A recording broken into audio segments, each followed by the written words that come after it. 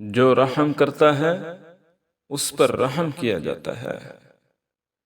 قال رسول اللہ صلی اللہ علیہ وسلم ارحم من فی الارض یرحمک من فی السماء،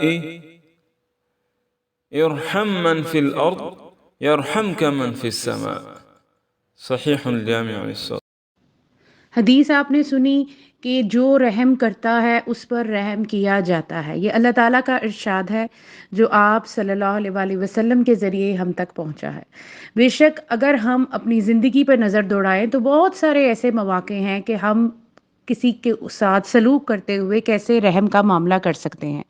ایک مالک جو ہے وہ اپنے نوکر پر رحم کرے، ایک ماں باپ اپنے بچوں کے ساتھ سلوک کرتے ہوئے رحم کرے، شوہر بیوی کے ساتھ، بیوی شوہر کے ساتھ رحم کا معاملہ کرے۔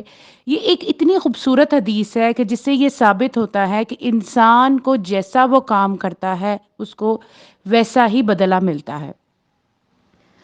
انسان کو صرف اپنے ارد گرد یہ دیکھنا ہے کہ کس طرح کے اخلاقیات وہ بکھیر رہا ہے، اچھے یا برے۔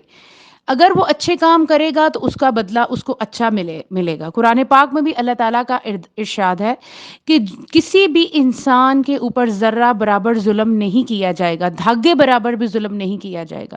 تو یہ کیسے ہو سکتا ہے کہ اگر دنیا کی زندگی میں آپ اپنے سبارڈینیٹرز یعنی کہ اپنے غلام، اپنے سرونٹس، اپنی میڈ کے ساتھ بہت اچھا سلوک کریں گے تو کیا اللہ تعالیٰ کو وہ نظر نہیں آئے گا؟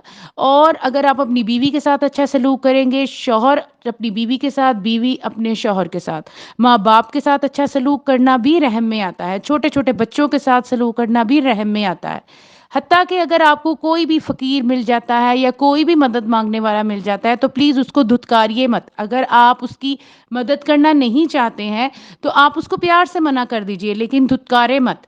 تو یہ بھی آپ کے رحم کے زمرے میں آئے گا۔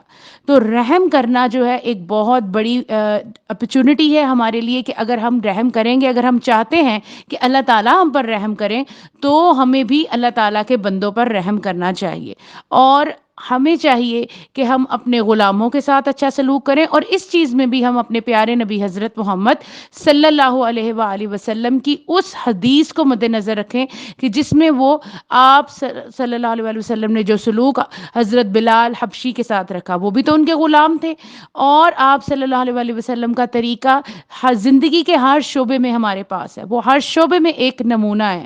تو اس لیے ہمیں ان کی ہر حدیث پر عمل کرنے کی کوشش تو ضرور ایٹ لیسٹ کرنی چاہیے۔ یہ کوئی بہت مشکل حدیث نہیں ہے جس کے اوپر ہم کوشش کر کے عمل نہیں کر سکتے۔